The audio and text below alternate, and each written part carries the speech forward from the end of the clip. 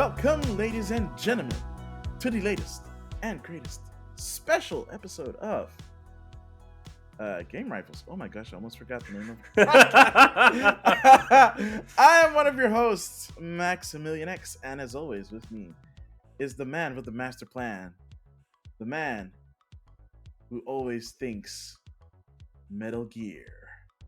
It's Sean Templar. How's it going, Sean? I'm good. How are you? I'm very good. Thank you so much for being here. As we are in part 2 of our bonus episode extravaganza, where we talk about our our origin stories as gamers. How we grew up with video games, how that influenced us, like what kind of games we played. And it's just a way for all of you to get to know us. If you've gotten to know us in the past, if you've stuck with us for the past 4 seasons, first of all, thank you very much. Second of all, don't go back to episode 1; it's Oh, terrible. yeah. Use these bonus episodes instead to get to know us better. So that's what this is. This is part 2. If you haven't listened to part 1 yet, or watched part 1 yet, please go back and watch or listen to this episode before you go into this one, because you might get confused as to stuff that we reference in part 1 that we might be talking about here, Yeah. which we definitely will. So go check it out. Yeah. All right. So I think we we were left talking about PC yeah gaming a bit. yeah we were talking about PC gaming. Yeah. So when did you? Because I talked about how I got into PC gaming. Like, how did you first get into PC gaming?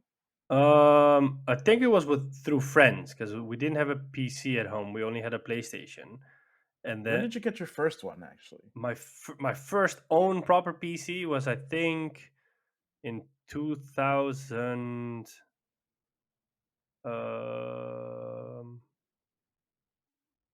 2002, 2003. No, I know, like I went to the 8th grade here, hmm and that's when I hmm got it for my okay. birthday. It was a Dell off-the-shelf computer, um, and I really used that one for quite a few years, to be honest. Yeah, and at the time, Nice. I didn't realize anything about specs and settings. So you would install a game and you would just play it. You wouldn't mess around with the settings or anything. I had like this fat monitor, not a flat screen yet. Um, Ah man, yeah, CRTs, man. Yeah, but my experience with PC gaming was like way before that. Like I remember as a kid, I would go to friends, and they would have A2 racers. The Dutch game. Yeah. Yeah, Oh my dude, you just yeah, unlocked memories yeah, of that kind of stuff. It's crazy. yeah, or stuff like Red Cat. Red Cat, yo, I was Yeah, about to say, but let's go. yeah, That stuff was awesome. yeah, and Jazz the Jackrabbit, I think. We talked about that a Yeah, little bit. Yeah, yeah, yeah, yeah, yeah, that yeah. and Oh my yeah, gosh. stuff like Did you that. play did you play the 2D Duke Nukems? Uh, Did you even know about the 2D Duke Nukems? I played them on PS1. I think they got ported to PS1, or at least Doom got ported to PS1. So I played it Mm. on that, and I don't remember if I think I played Duke Nukem on the N64. Okay, so you've only seen it. Yeah. Like Duke Nukem was originally a 2D platformer on PC. Oh, I didn't know that. Like the original Duke Nukem, yeah. The reason, oh gosh, this is just gonna make me sound so incredibly old. The reason why I played it was because I used to go to these computer classes in my area, Hmm. and they teach you how like to do like typing and stuff like that, and they also had games on there. Like one of the games that they had was 2D Duke Nukem. Mm, They also had this game called Dangerous Dave, which was really fun. It was also a platformer, okay. like a puzzle platformer. And it was like at the time it was all shareware. I don't even know if you remember that term, but I've like heard of it. shareware was basically you had a game, but it wasn't the complete game. It was like just a taste, like the Mm, first 3 levels, let's say, and then you'd have to, at the time, you'd have to like mail the developers, like you'd send them like a check or money in the mail, and like, hey, I love this game. Could you send me the rest? and they'd send you the rest of the game Wow. on on diskettes. Not floppy diskettes. Floppy Wow. disk is way before my time.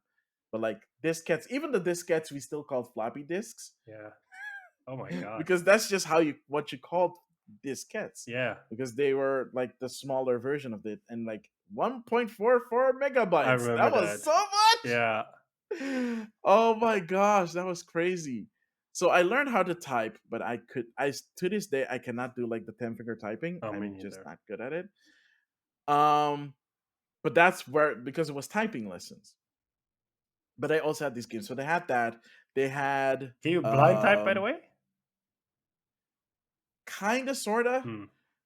Like now I can for the most part. Mm-hmm. Unless I'm tapping like on a tablet, then I have to watch because you can't. I It's can. just crazy. I'm not as fast as it anymore, but I can still do it on tablet as well. Wow, that's crazy. That is actually a legit skill because I tried that. I cannot do that. I have to Ah, focus. okay. Um, but yeah, like if I'm typing right now, I can just do that, and that's no Hmm. problem. I can type blind. But at the time, I could not do that at all. So I just focused on playing the video games whenever like we had the time. So like before class started and after class started, you could play video games. Nice. So I played those kind of games, and it was super crazy. Like the first PC that we had was like a used one my dad bought from a going out of business sale Mm. from like a company that was going out of business, and it was this behemoth tower. It was this behemoth tower. It couldn't even play like 3D games well. It could only play the only game the first 3D game that I played was Descent, which also had a PlayStation 1 version, by Mm. the way. And it was so disorientating because you couldn't use the keyboard and mouse. It was full keyboard. Oh man. You had to use WASD to go up and down and strafe, and then like the other side to like move. So one hand was movement, the other hand did camera movements with like the arrow keys. Mm-hmm. It was so disorientating, Oh man. but it was so much fun for me to play it. Um, and that was back when Windows was Windows 3.11. I didn't experience. I got like my Windows 98 was like probably one of the first Windows I used. Really? Oh, my Yeah. first one was 3.11 and Yeah. DOS. Oh damn. Like I played DOS games, man. Holy smokes. Yeah. That was woo. That was crazy, man. That was really crazy. It's just it's so like if you look at it back then and you look at it now, it's like kids do not understand the levels of like kids now will never understand the level of hoops you had to jump through Yeah. to play PC Yep. games. And it was at the time when you had 3D accelerator cards, but those stuff was expensive. Mm-hmm. I didn't get a 3D accelerator card until in the early 2000s Yeah. when I started learning to build PCs, like Yeah. like I said before. And um, so after our first PC died, because of course it was a used computer that was in an office for years and years, it wasn't in the best condition to begin with. Like after that one died, which is I damn it, sorry. Like a lot of memories are unlocking at once right now. Do you? I know that you probably did not have a computer that did this because you had a Dell, but back then, you some computers had what they called a turbo button. I did not have that. So it's kind of like overclocking, but like it was built in. Mm-hmm. So if you needed a little bit more juice, you press the turbo button on like the chassis, Mm-hmm. and then the clock speed would increase. Really? Wow. Yeah. I don't know if it actually worked. Looking back at it, I don't think it actually I worked, wonder how they or if pull it it did. off. I don't know. Like Yeah. I think it technically was that they had just had the stock chip in it, and it runs at two different speeds. And if you start it up in the lower speed, it uses less power. Mm-hmm. I think that's the general idea. Okay. I legit do not know if that actually worked again because I could not play anything that needed actual 3D acceleration, and Descent technically does not need actual 3D acceleration. Mm. It didn't need a 3D card. Um, I remember though that on when I had my Dell, I played in the mm, beginning. I played a lot of strategy games because I played like mainly RTS games on PC, And I loved RTS. I still love RTS. I know like Red Alert 2 or Command and Conquer Generals or Age of Mythology or yeah, but like at that time the market was so broad because there Mm. was like it felt like a part of the PC market was only making either FPS or RTS. You know, they were constantly churning that out. Like so it was like the golden days of RTS. I mean, there was this game called Cossacks. I don't know if you remember that. It was based I like don't in remember that, but the I think you've mentioned it yeah, it before. was like in the Napoleonic era with muskets and stuff like that. And it didn't look super beautiful or anything, but it was just it played nice. Plus, you could like have like these massive armies, and then they would have the muskets, and then they would march in formation. Like if you selected a group and you would march them, they would actually march in formation, and then they would fire their muskets, and you would hear the sounds and see the little smoke come from their guns, you know. And then you would hear like a horn, and then you were like, "Oh, this is so cool," because it felt so immersive, you know. And again, Yeah. it didn't look as beautiful, but was nice. Or you had stuff like Empire Earth, which was like a strategy game through the ages. Because I remember back then, eventually I got into level editors and I started making my own levels and coming up with my own stories. Really? That early? Yeah, and it was so time consuming. It was oh my god. I bet. Yeah, and like one of the most fun I had with a strategy game was the Lord of the Rings Battle for Middle Earth. That was back when EA had Star Wars, the Lord of the Rings license. So they Yeah. made Battle for Middle Earth, which was really cool, and then they made Battle for Middle Earth 2 after a while. And we would play a lot of these games eventually I got like that's when I got my second PC. I got my second PC in 2011, and we Mm. built it together with a friend. So we went to like alternate and bought like all the parts, and then we built the whole thing. And I remember back then we played a lot of games through virtual LAN through Hamachi. So we just pick a game and we just play it, and it would either Oh my be gosh, Hamachi. yeah, and then we would play Battle for Middle Earth against each other, or we would play Rainbow Six Vegas in co-op, or we would Mm. play Borderlands, or because back then we didn't buy our games, we would just download our games and then apply a crack and play it. I know it's like so illegal, Let's but it go. felt so badass at the time. You're like, yo, do you have is a cracked version for that game already out? And then usually it would be out when a game like dropped the same day. And they're like, oh, let's go, man, let's play this or let's play that. And then because DRM at the time wasn't as sophisticated as it is now. Mm. So, but like eventually that also died off and we just started buying games. I think it's just like an age Yeah, it's thing. And definitely. I mean, also, come on. At the time, we like, did you have a job? no. At most, you probably got an allowance, Yeah. And like, and that wasn't a lot. yeah. Plus, it became harder and harder for to download and crack games or play crack games. True. So, um, Well, it got more annoying. So. yeah, but I remember that like we would play for. That's how I managed. That's how I put 300 hours in Battlefield 3. Battlefield 3 came out. We all bought it through Origin. I remember you had Battle Log. You had to go to the stupid website to pick a match to go in. We would pop on Skype, and then we would just play for hours. We would hang out during the day outside, and then in the evenings we would just go in and fire up Skype and play for Battlefield multiplayer. And then my mom would go crazy because she would shout upstairs like, "Hey, can you keep it down? Can you tone down the volume?" Because I would be just screaming into my microphone like, "Oh, medic! Oh, covering fire!" Because yeah, um, so much vivid So memories. much. Yeah, Yeah. All right. So you said your first was a Dell, right? yeah. So my first was, I think right before I started high school, our family got our first computer, Was it and a that was a Packard Packard Hell? Bell. All right. Yeah, it was a Packard Hell, as we like Yes. to call it. Yeah, Yeah. Packard Hell. Well, yeah, that's the PC that I modded. By the way, I threw Oh out the man. old guts and I put in like new Mm. motherboard and like an actual graphics card, and It's funny the that those computers, like at least from what I always heard, always bad. Like always they oh, would they were break down. horrible. Always, but they still managed to sell a lot of computers. You know why? Because it came with free software. Oh. Like one of the things that really sticks in my mind is that we got a lot of free games with that PC, but they were like CD-ROM Mm-hmm. games. The CD-ROM games back in the day. We had Freddy Fish Mm. and a bunch of other games. One of my first RTS was on the Packet Bell, and that was Total Total Total Total Destruction. Annihilation. Total Annihilation. Yeah. Yes, thank you. Oh my gosh, that was my first I didn't even know what an RTS was. Mm.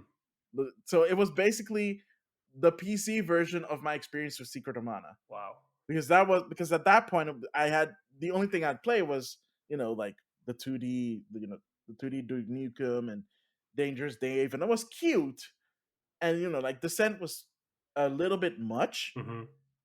but then you had like the CD-ROM games was like, this is for kids. I mean, it's cute and all. Like we had this CD-ROM game. One of the CD-ROM games that came with it were like a bunch of Disney games. So one of them was Mulan. Another one was 101 Dalmatians. Another one was another Disney game. I do not remember. I do not remember which movie. But like me and my little sister used to play those a lot. But Total Annihilation was for me. Mm. Like I was the only one that played Total Annihilation, Wow. and I had so much fun with it. I'd always play like skirmishes. I'd always play skirmishes. I never played the story. I didn't even like I saw a story. I was like, But I have I that. don't think I don't think I realized what the story mode meant. Yeah. And then I just played I think eventually I did play the story mode, and I was like, oh, this teaches you how to play the game. At that time I'd already learned how to play the game myself. Mm.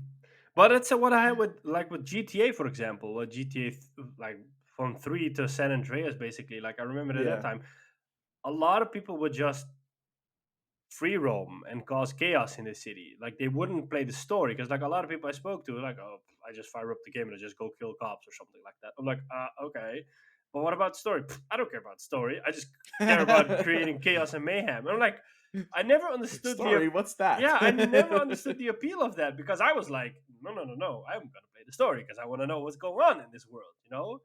And I never understood that appeal. That's so now that you're mentioning that you skipped out on a story, I have to think about that suddenly.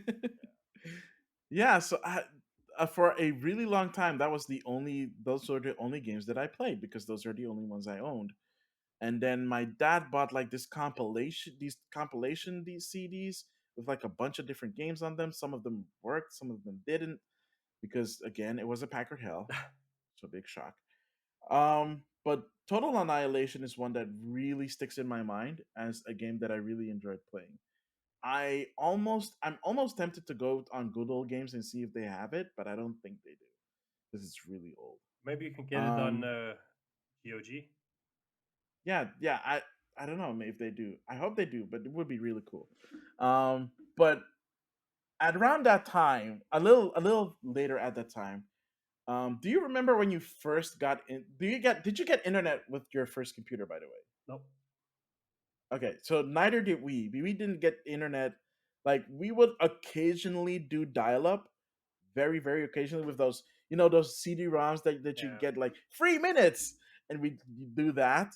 But it was like so bad, and I never, ever, ever got it to work I ever, remember at my mom's place we would have Zonnet. and I don't know why. Yeah. Zonnet, yes, exactly. Yeah. I never got Zonnet to work. We did. We would just plug in the cable and then it would dial up. You would hear the phone dialing up, and then we would just be on the internet. And but at the time, you couldn't do a lot on the internet. Like there wasn't no Yeah, YouTube or social media or stuff like that, or Google was just starting, maybe.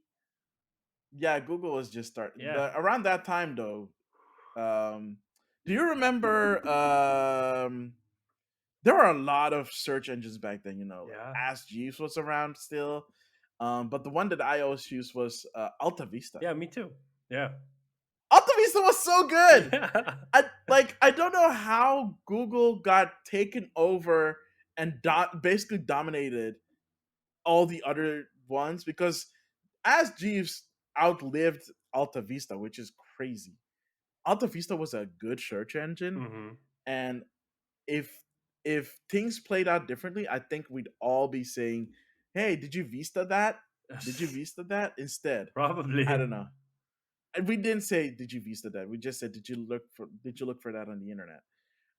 Did you search for it? Now you say, "Did you Google it?" Yeah. um, So what was your yeah, man. Yeah. so what was your first handheld?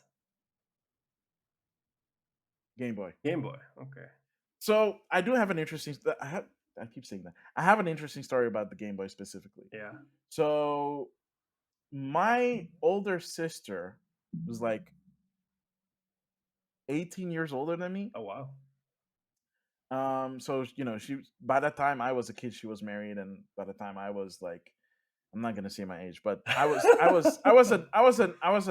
a young uncle. I will say that. But my brother-in-law used to work at this like for this company that cleans like airplanes, Hmm. and on multiple occasions he found Game Boys. Oh wow.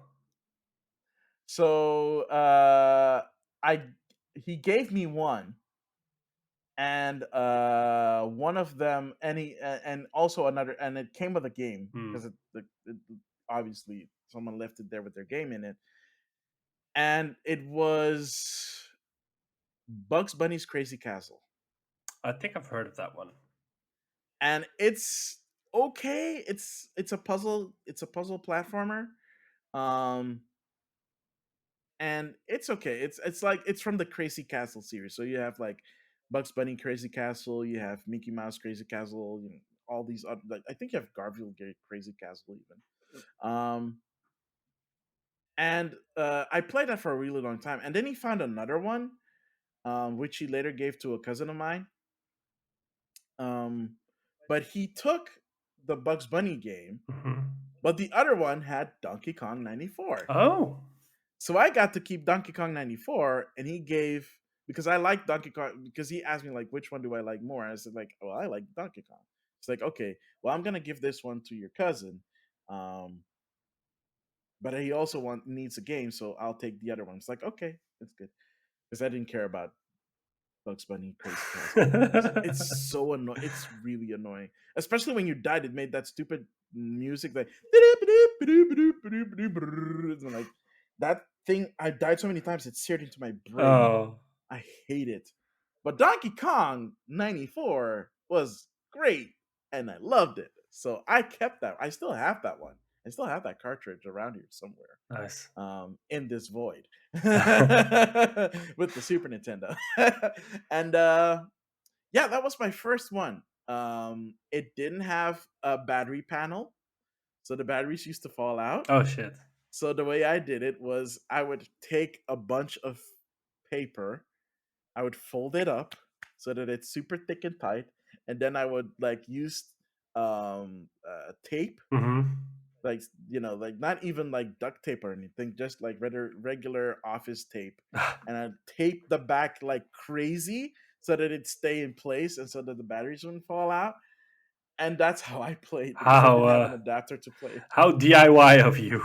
it. Hey, I used to do a lot of DIY stuff Yeah. back in the day when I was a kid. You wouldn't even believe.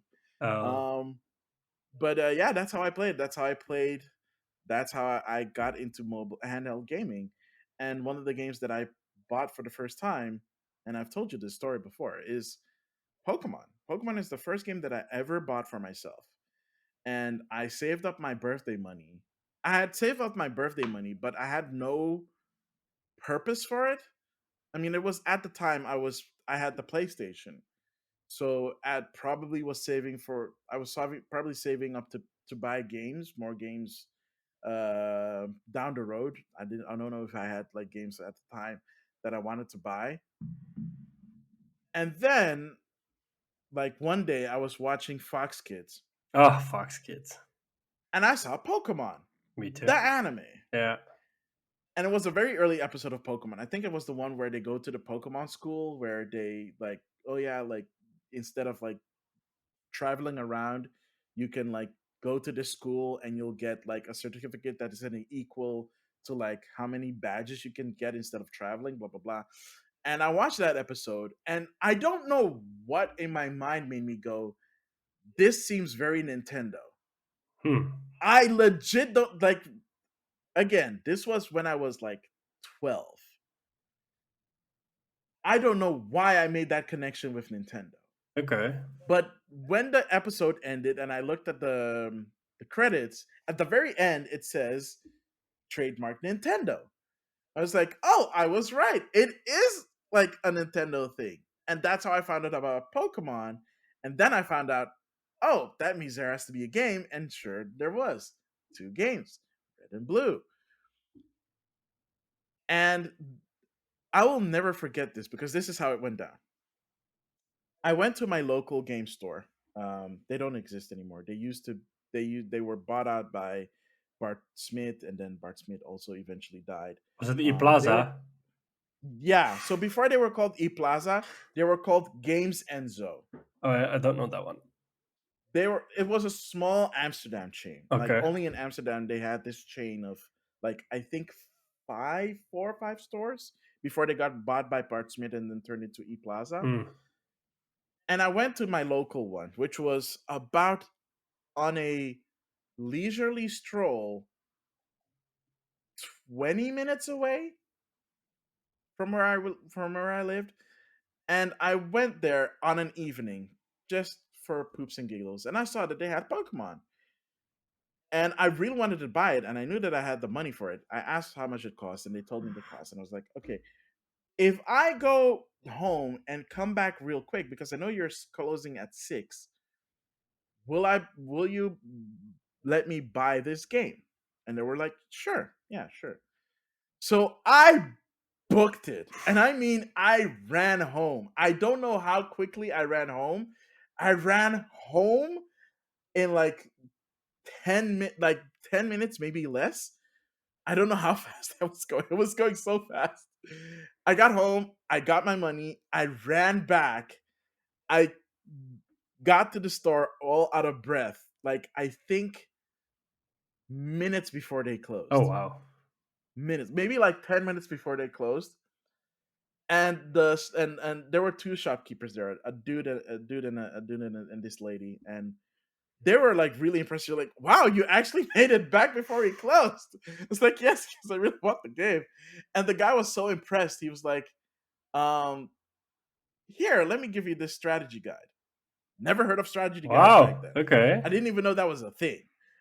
And his coworker was like, are you sure? And isn't he supposed to pay for that? Just like, it's fine, it's fine. We'll give it to him. He put in the effort, Hmm. essentially. I was like, oh, thanks. I did not realize that it's something that you had to buy. So I bought the game, I got the game and the strategy guide, and I happily went home and I went to my room. Um, I put it in my Game Boy, and it's old school Game Boy, no backlight, with the black and green screen, and I started playing Pokemon. And I just picked up the strategy guide. I read what I needed to do, and I followed the strategy guide to almost to a T. Hmm. So I was guided through the whole experience, and it was a really fun experience for me. And it wasn't until I want to say a year later that like one of my classmates was like, well, no, not even sorry, a couple of months later, where was like, hey, you have Pokemon. I brought Pokemon to school all the time. I was like, hey, you have Pokemon. I was like, yeah, I love Pokemon. I love watching the anime. I love playing the game. He's like, uh, so how far are you? And I explained to them, like, yeah, I just looked things up in the strategy guide. I'm like, wait, you bought a strategy guide? I'm like, no, the game came with a strategy guide. It's like, no, you idiot. You have to buy it. Oh It's like, wow. wait, what? No, I You got got it it for for free. free, so. It was like when I got back home, I looked at the cover and then I looked at the back and it says up and it had a price. 14.99 guilders. I'm like, Uh oh. oh, that's awesome. Because because I did not even put 2 and 2 together that it's like something you have to buy because I'd never heard of a strategy guide. So that's how I got into Pokemon. And I never went back. I almost fell off when Black and White came out, but then X and Y came out and was the first 3D Pokemon, and I fell in love with it all over again. Hmm. And now we have Arceus, and it's the best Pokemon game ever. Oh. The game has come a long way. The series has come a long freaking way. Uh, From me, like running to get it to me being like apathetic about I got a Pocket, a Game Boy Pocket, and it. Oh my god, you lucky son of a gun. I got Super Mario Land, I think it was called on it. Yeah, yeah, Yeah, yeah, I yeah, got yeah. Super Yeah. Mario Land on it. And then I also remember when Pokemon came out, because Pokemon Red and Blue. And then I had this friend, and he also got a Game Boy, and he got Pokemon Blue, and I got Pokemon Red. But I didn't have a strategy guide, so it was like, and I was pretty young, so I just, back then you were just trial and erroring your way through games, and that's kind of what I did. And then I got pretty far. You would talk to people at school, and people said like, "Oh, you gotta go and do that, or you gotta get the bike, or you gotta get the fishing rod, or you got to get that Pokemon to beat that, and blah blah blah." And I never finished the game because it was just, because that's the same issue I had with Pokemon Brilliant Diamond. It Hmm. That one feels too grindy and too long for me. So like, I just don't have the attention span for it. But I remember, like, I would play a lot of Pokemon Red. I still have my red cartridge, so I just keep it I do. safely here. I have my blue cartridge. Yeah, I checked it a few years ago, and I was hoping that the save file was still there, but it was gone. the battery's probably My dead. whole team was gone. I do Uh, remember my. Do you remember your team composition before you stopped playing? no. Like, who was your starter? Let's start with Char- that. Who was your starter? Charmander. Mine was Bulbasaur because of the anime. Hmm. Because at that time, before I got the game, I saw the episode, um, about the Bulbasaur Garden, Hmm. and it showed like the evolution of Bulbasaur to Ivysaur, and then of course that big giant Venusaur. And I was like, also like Bulbasaur was just like a really cool character because before that I saw the episode where Ash gets Bulbasaur for the first time, and like he was really protective, and like the character of Bulbasaur in the anime spoke to me. Let me Hmm. just put it that way. I could really see myself like bonding with that kind of a Pokemon, so that's why I picked Bulbasaur. Okay, I can understand that. Um, yeah. So my I ended with Bulbasaur. So I had a Venusaur, I had a Pidgeot, which I loved, a Clefairy, a Clefable, sorry, which was my HM slave. So it had all the HM moves. I had a Dragonite, I want to say, and an Articuno, and I think I switched between Moltres and Zapdos. It depended on the situation, but like Articuno was always on my team at the very least. Nice. Yeah. And what did you get after the Game Boy? For me, it was a PSP, and I think for you it was a DS. No, Game Boy A Advance, Game Boy Advance. which was the first console that I bought I forgot that the Advance was there. because my parents bought me the GameCube. Hmm. Um, but the Game Boy Advance, I actually worked for it. Okay. Like I got a summer job. Yeah. I was 15, 16 at the time. I got a summer job because I wanted to get it, and I worked for like the whole summer. And on the last day I got paid, I had enough money to buy the system and the game, so I bought that and Konami Crazy Racers. And like a couple of months ago, I found my copy of Konami Crazy Racers. I looked for it forever because it was gone. Like I could not find it. I I figured that somewhere in between all the moving that I did, I lost it, and I was like, you know what? Fine, whatever. Someday I will find a used copy and I'll pick that up. And then all of a sudden, I was doing some cleaning, and I find my Game Boy Advance, and in the my original Game Boy Advance, because I had that and I had the SP, and in it I found Konami Crazy Racer. And I looked at it. I booted up. The save file's still active. All my save files are there. I am super crap at the game. Oh my goodness! If I had a way to capture um, Game Boy Advance games, I would so stream that so much. Just like I'd start a new save file, I'd stream that and be like, I think "Yeah, it's it's so I good." think it's possible, right? I think you have Like, I have a Game Boy with I have a GameCube with the Game Boy player. Yes. yeah. Whose disc I also recently lost until and found again. Oh my god. But I have it now, so I can play it on. I can play it on the Game Boy player.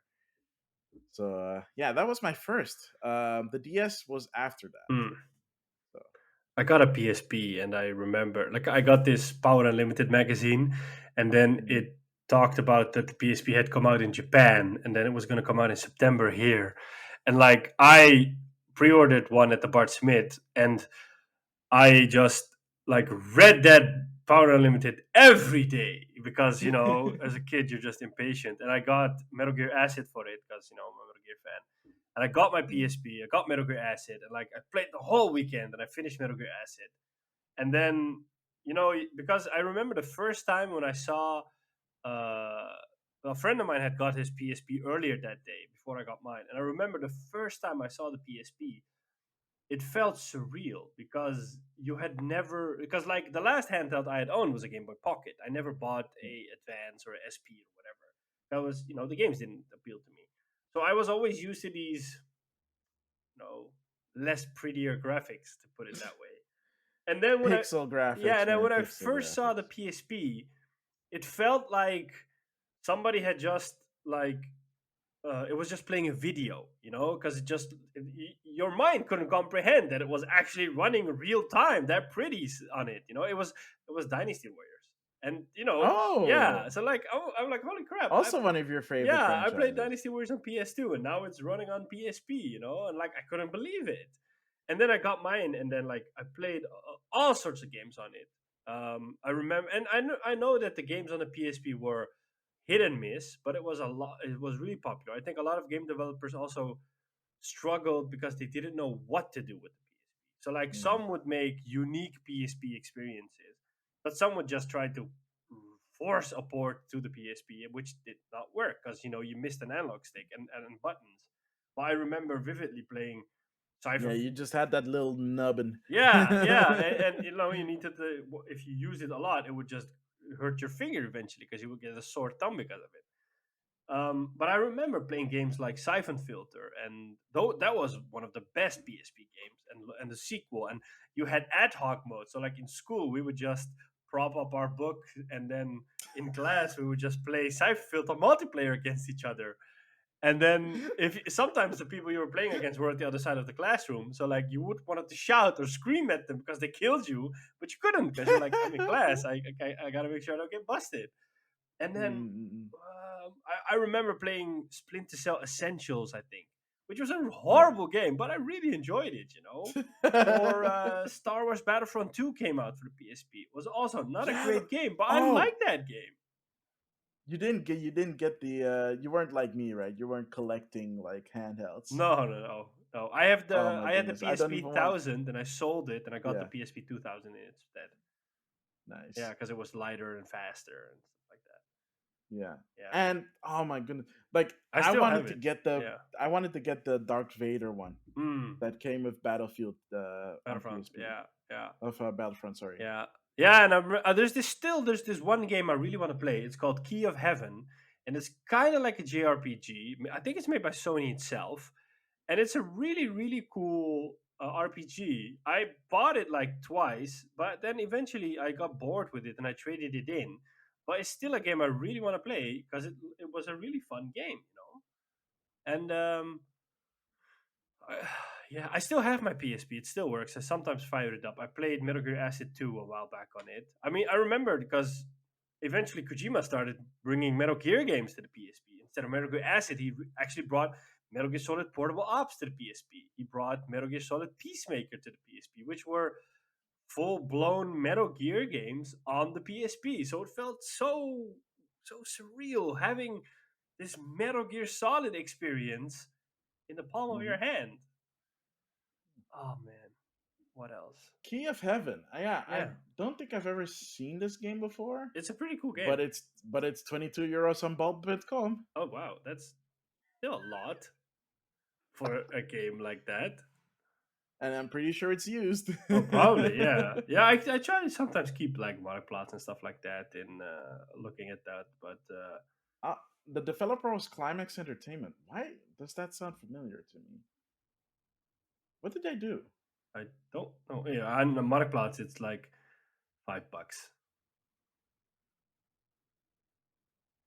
Oh, they did Shining Force and the Landstalker series. Okay, okay. Yeah, they did a bunch of games like Runabout 2, Super Runabout, Dinosaur King. Yeah, I found it here on Marktplaats for $5. Yeah, see? Bull is trying to rip you. Whoever is selling it on bull.com is trying to rip you off. Yeah, I might actually. It's €4. Well, I'll. Do you still have a PSP? I do. I play on it from time to time. I was playing Okay. Metal Gear Acid like a couple of months ago. Metal Gear Acid 2, because I don't have the first one. I still want to buy that one. I have I two, because two came with that whole ugly 3D cardboard thing you Oh, the could put up. barb. I Yeah, wanted that so bad. I yeah, was like, oh, that sounds so cool. Like, hey, yeah, yeah, people are downplaying it because they yeah, are just they don't want to be like elitist about it. It's fine, but I yeah. want it. And I still want it. Did you get that I the still have it. box? I have it. Yeah, Yo, yeah. next time we meet up, you have to bring it because I want to experience it. I never experienced. That's an experience that I want to experience. Sure. It doesn't. I'm like, I never tried it, but sure, I'll bring it along. How have you? What? Yeah, but you like it's this cardboard thing you slide over your PSP, so you have to hold it like this because it's like two So holes. what? You know how fatiguing it is to play like this. Oh my gosh! You know what? I will play it and I'll do a mini review of it. Sure, Then you'll know what it's like. sure. Yeah. So that and after that, I like Sony announced the Vita, and initially I wasn't excited for the Vita. I was like, "Pff, yeah, whatever, because back then we were transitioning to PS3, and then the launch lineup was okay because I remember on PSP, Sony brought their AAA games to PSP like SOCOM Fireteam Bravo, or there was another SOCOM game, and SOCOM back then was pretty great because it was the multiplayer game on PS2. I remember playing SOCOM Fireteam Bravo on my PSP multiplayer against Americans, and I had bought this special headset, and then we would voice chat, and it felt so cool, you know. And then you had Gran Turismo and all sorts of stuff. And then when the Vita came along, I was like, okay, this doesn't look so cool. And then I bought it in an impulse, you know? Hmm. And then when I bought it, like in an impulse, there was, what was the first game I bought on my PSP?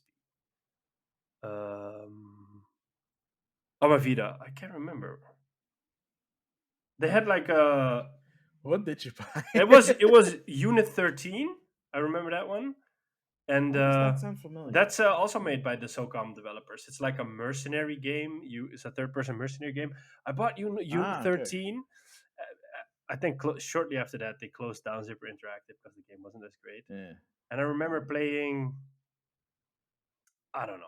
I still have those games, but like the Vita, I barely use my Vita. I still have it. It still works, but I barely use my Vita because just there wasn't a lot of compelling stuff coming out for it. At least not for me. Wait, but around that time you had Vita PSP plus PS Plus games. Did you not play any of those? I downloaded. I probably claimed them all, but I never played. The only one I want to play is Tearaway, but I don't think I have it on the Oh Vita. my I have god, it on the Tearaway is so Yeah, I good. have it on the PS4, so I want to play it on the PS4. Oh, the PS4 version? Yeah, I thought I got Tearaway through the Vita store with PS Plus, but I looked at like last week. I was looking at it, but I don't have it. I have the PS4 version. Yeah.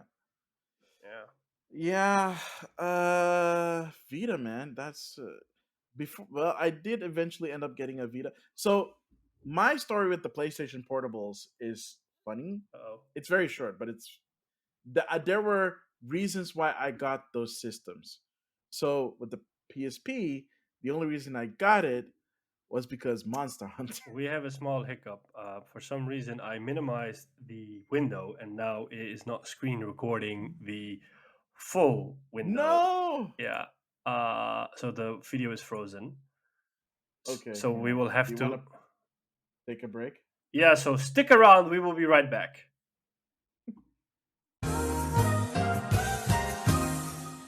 And we're back from our technical difficulties. These things happen. These Yeah. things happen. It's all good in the hood. For all of you that are listening, it's probably just like a quick second. You probably just heard the "We'll be right back" theme, and we're back.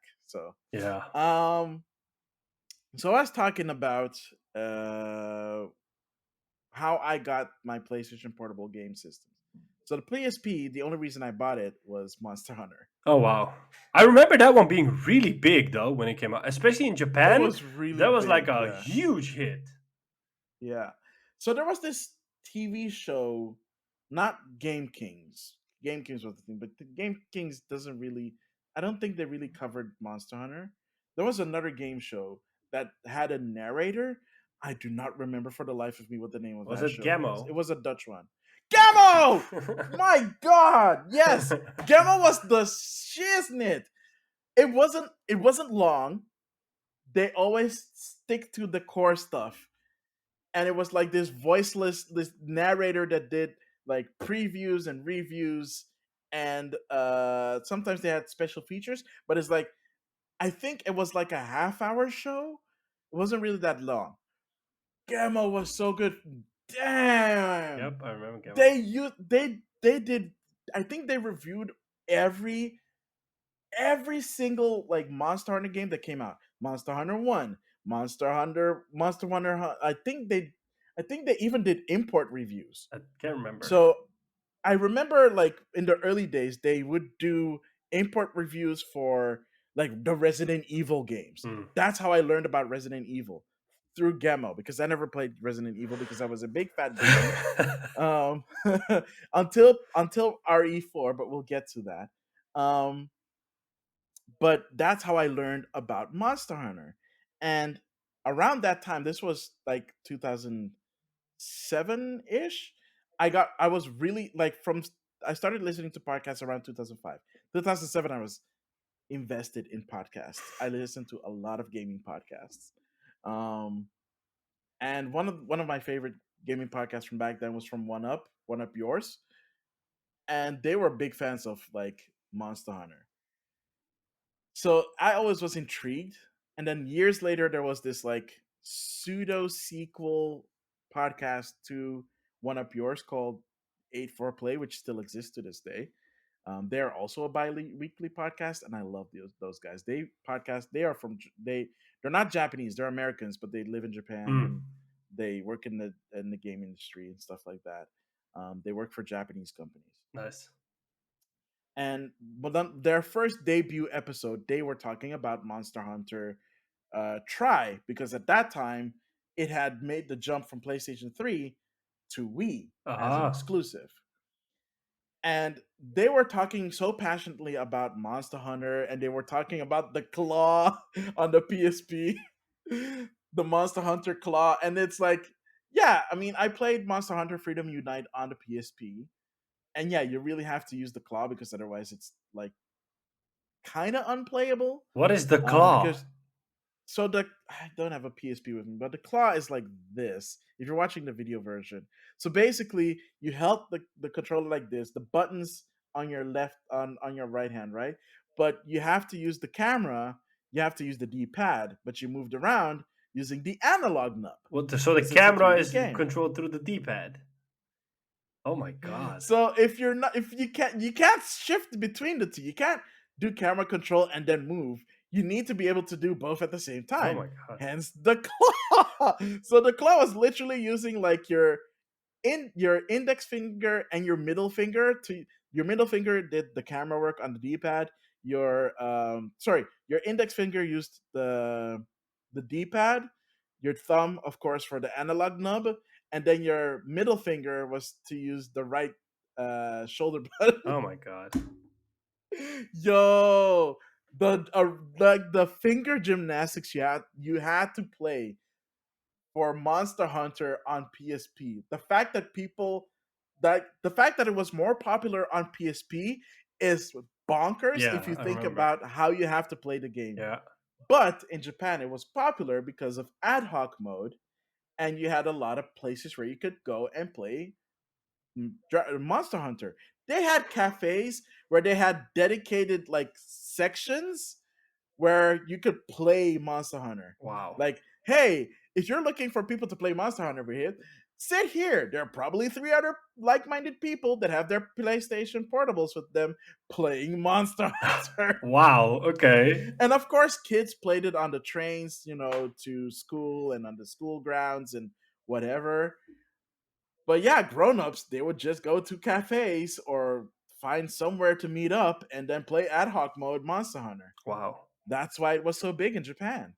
I didn't We know. never had that No. until the Wii version came out, until Monster Hunter Tri came out. It was the first game that supported online. Yeah, because I remember that reading the announcements of Monster Hunter and how popular it was on the PSP in Japan. I was like, wow, okay, because that's I think one of the reasons why the PSP grew so much in Japan because of Monster Hunter. Mhm. Yeah. Yeah, I got the special version, which it came with something. Oh, right, a really thick manual. It's not a special version. It was the regular version. It just came with a fat manual. Wow. But does it have like Monster Hunter branding on the PSP or? No. I just bought a regular piano black. I think 2000 or 3000. Hmm. Um, or 4000. I think mine is even. I think mine was a I totally 4000. forgot that Sony also did the PSP Go for a while. Oh my gosh, that's the worst thing they ever Yep. did. I kind of want one because it's like, For preservation, I want one, yeah, but it's a yeah, piece of crap. yeah, Because I think was that digital only? yeah, I think it was, right? yeah. You It had couldn't no put a physical UMD space. in it. Yeah. You had to use the PlayStation Store to play games. And it was tiny because it was basically a Sony mobile game where they essentially took like the keyboard out and then put controls in it instead. What was it based off of? I think. Oh, wait a Those things minute. are still expensive. I'm looking them up now, and it's like $200. Oh my gosh, you're right.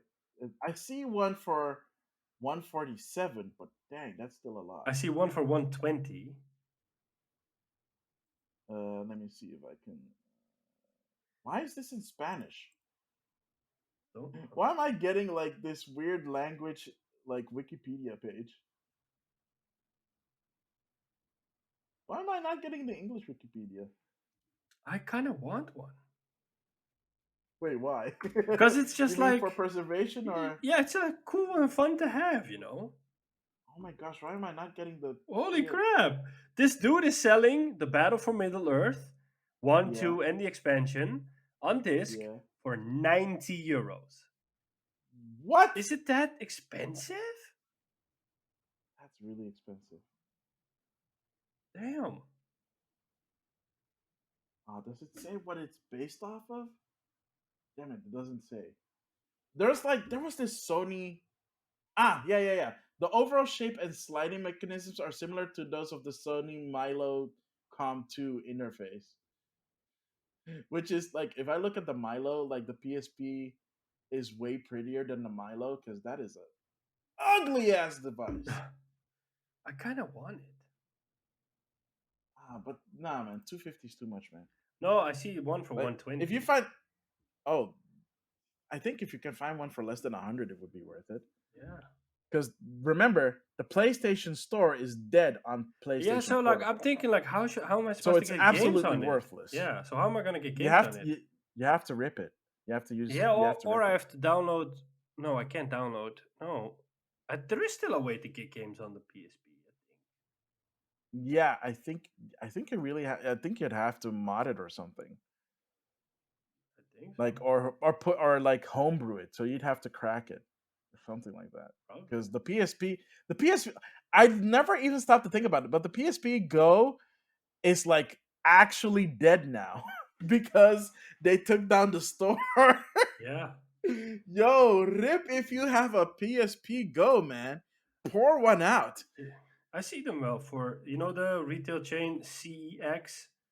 Yeah. They sell them for 100, Oh, that's good. but they 'Cause don't I have. always Oh, figured but they they don't never. have. Do they have it in stock? Well, maybe one of the stores has them in stock. Wow, did we diverted real quickly, didn't we? That's what you get with these kind of episodes because it's just so Oh my gosh. nostalgic. Yo, the PSP Go, man.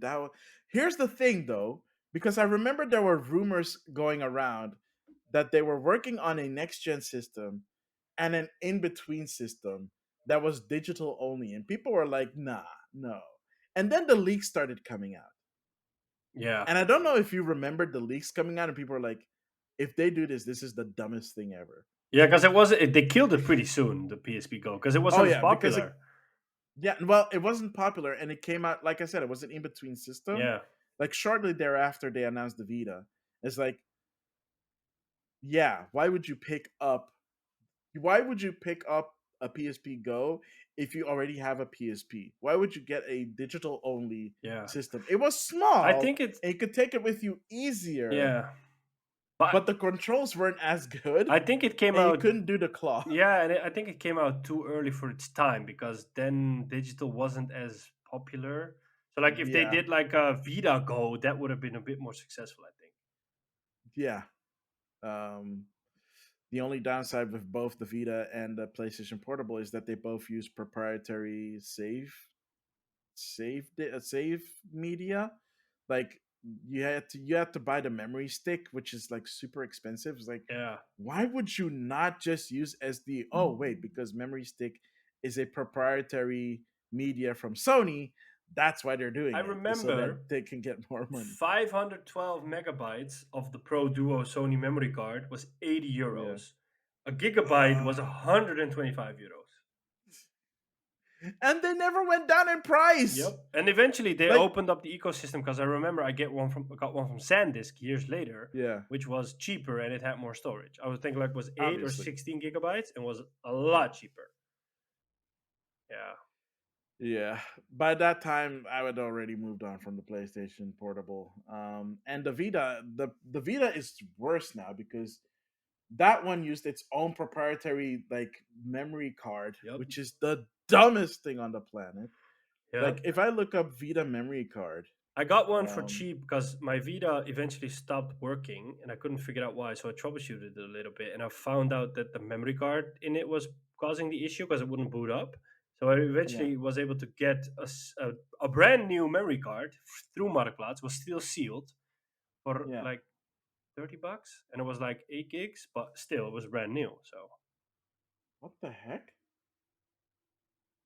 Can PS Vita use micro SD cards?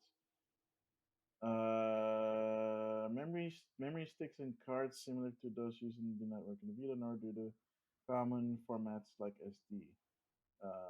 Sony is yeah. That doesn't make sense. Yeah, but you know what I'm looking at right now? no.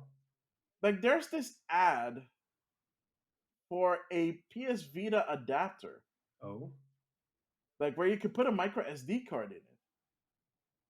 It's not that expensive. no?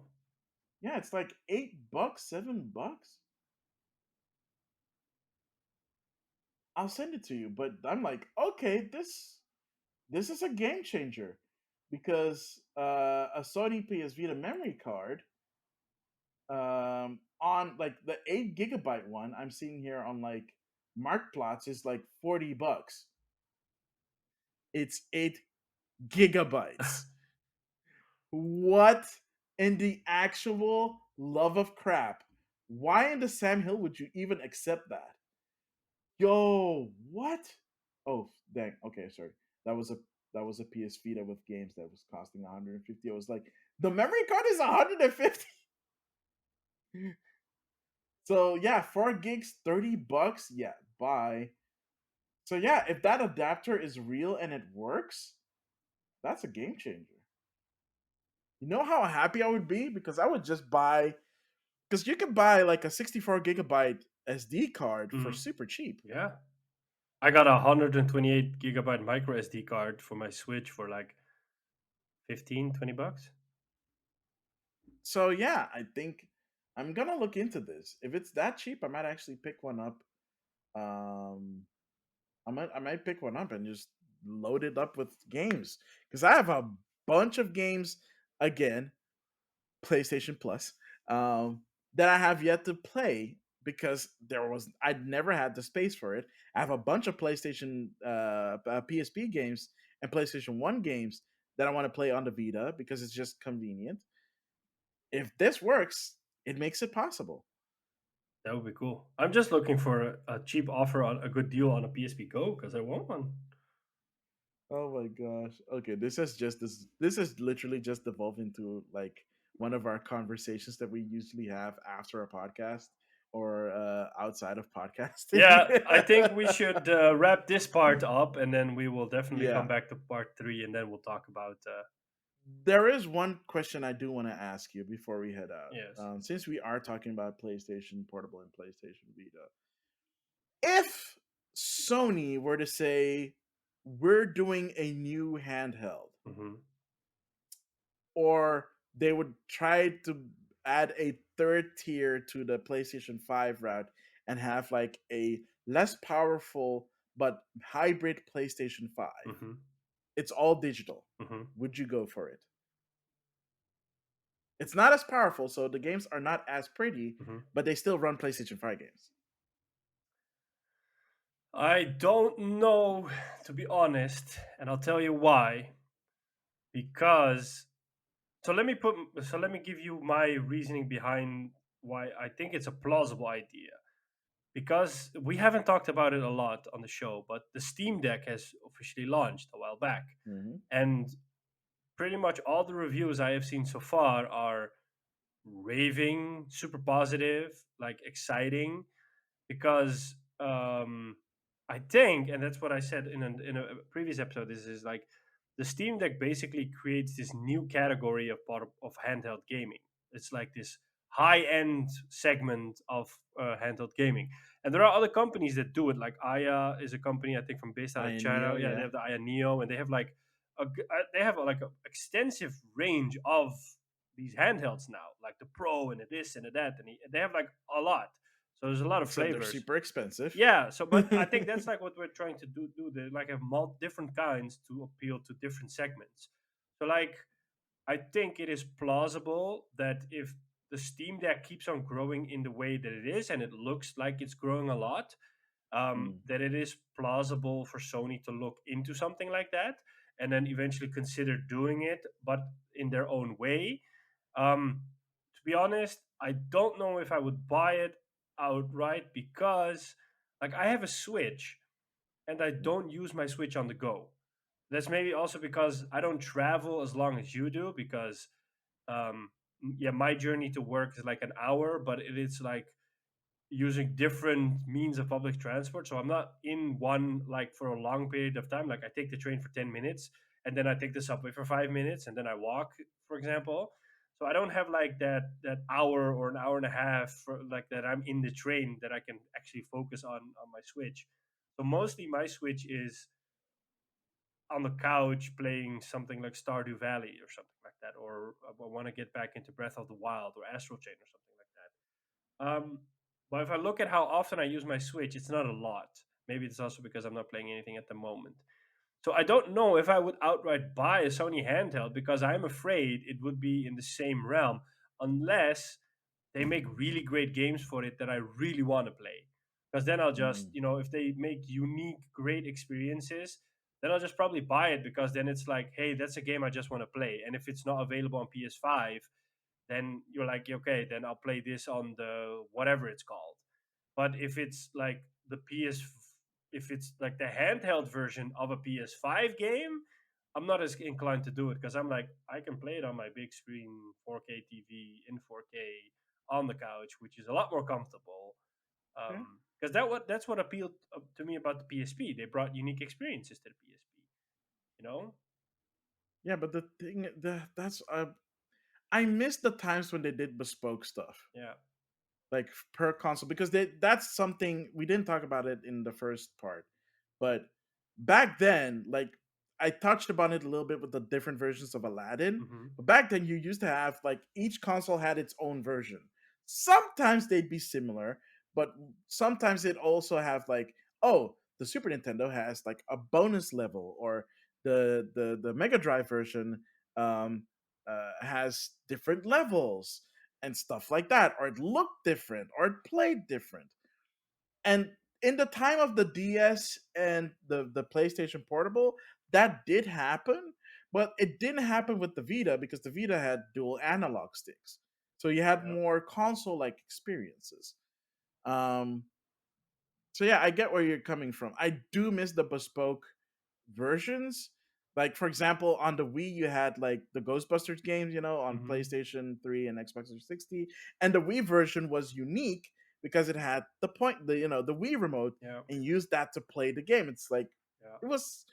I'm like if am able to find that game, I will pick it up. I regret never picking up the Wii version. Yeah. Like, let me give you an example. And for you, it's different than for me. But that's probably one of the main reasons why I don't use my Switch as often. Because, Mm, like, for example, Hogwarts Legacy is coming to the Switch. We have no idea if it's going to be a cloud version or like an actual version running on Switch hardware. But, like, exactly. for me, it's pretty easy. Like, I want to play it on PS5 because that's the best possible experience I can get from that game. So there's little incentive for me to get the Switch version. But if the Switch version were to be like this completely unique experience on it that did its own thing and that ran natively on the Switch, then I might even consider buying that next to the PS5 version because I'm like, hey, I want to play that version because it offers a completely different take on the game. And Yeah. I feel like it's not being done enough, and I wish it was done enough because that was basically eventually developers figured out with the PSP like we cannot port our main PS2 or PS3 game to the PSP because it doesn't work. So we have to Yeah. come up with our own tailor-made game for this platform, and that's when the handheld really started to shine. Okay, we'll definitely talk about this more because the reason why I'm saying that we'll definitely talk about this more because the reason why this is not possible anymore is because there are less and less smaller developers to rely on, Yeah, especially when acquisitions keep happening. yeah, yeah. So yeah, because when you had multiple versions, they were not done by the same developer. They were done literally Yep, by like different smaller developers that are usually outsourced, like developers for hire yep, that did like these bespoke yep. versions. Sometimes they were great, Sometimes sometimes they were absolute dog turds, I but at least they existed. I can't remember who said it, but it's like this famous. There's this thing you see in like reels a lot or in memes and it's like sometimes maybe good, sometimes maybe shit, and a lot. But then it's like with this Italian or Spanish voice, so it makes it like even sound better. So that Oh yeah, man, yeah, yeah, that's true, man. yeah, Holy smokes! yeah, All right, I guess that's it for part two. yep, Then yeah. cool. Will you do us the honors? Yes. So thank you for tuning in for this part two of the bonus episode. This is turning out to be a lot more fun than we had initially intended because we thought like, I know we'll just do a short episode, but now we're already in the second part, and I think it will go to a part four or maybe a part five. So thank you for tuning in. The audio version is available on your favorite podcasting platform: Apple Podcast, Spotify, Google, Stitcher, Overcast, wherever you listen to your podcast. The video version goes up on YouTube the same day and time. This one, the audio version goes up. We will put a link in the description for it. But there's also a link in our bios on Instagram, for example, where you can just click on it and you can find everything related to Game Rivals. Where you can reach us through email, gamerivalsfeedback@gmail.com. On Twitter, it's game underscore rivals underscore and at Maximilian. On Instagram, it's at Game Rivals and at Maximilian underscore X. And as I said, in the bio, there's a link. And if you click on it, you can find all the places that we are. On Twitch, it's twitch.tv/, Maximilian underscore X and /Sean Templar. On TikTok, it's at Game Rivals at Maximilian underscore X. Um, I feel like I'm forgetting one. Did you do the email? Yeah, I did the email. Yeah, yeah. Yeah. I think I got them Yeah. all. Um, Yeah, I think you got them yeah. all. On that note, I am still and always will be Sean Templar, And I still and will always be Maximilian X. and we'll catch you in part three. Later.